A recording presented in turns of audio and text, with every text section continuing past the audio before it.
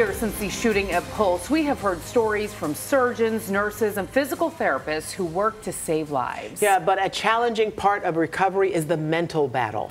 News 6 morning anchor Kirsten O'Connor spoke to one social worker who was there last June and has been pushing for more support ever since.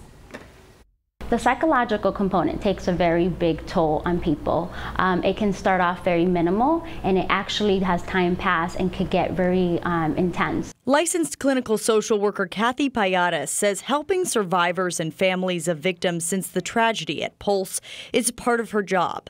But what happened to them that day was anything but normal. What just happened, right? What they just experienced is something that the body has a very difficult time just processing. And so what may not appear to be evident right that day, as I was speaking to them, it may become an issue, or it may have symptoms of trauma or PTSD later on in the months to come. She tells News 6 many survivors are still trying to talk through the horror of that night. And unfortunately, a lot of them had a sense of guilt because of being there, sense of guilt because they couldn't help their significant others or their loved ones, a sense of guilt because maybe, you know, this is something that they brought upon themselves for being part of that event or maybe part of that community. So there was a lot of guilt that I think that was the first thing we needed to work with. In the months after June 12th, the need for mental health professionals has grown in Central Florida.